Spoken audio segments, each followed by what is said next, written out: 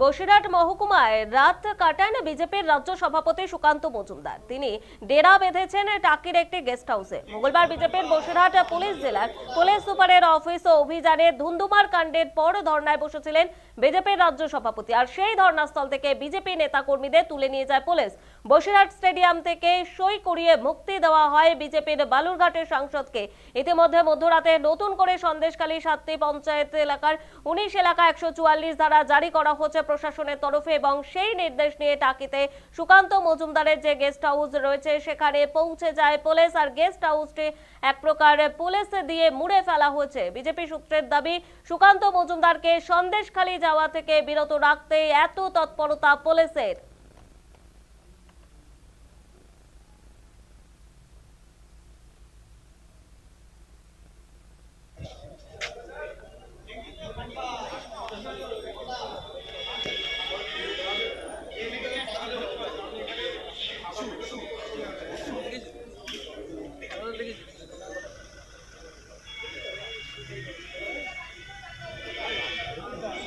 রাত্রে কাজ করা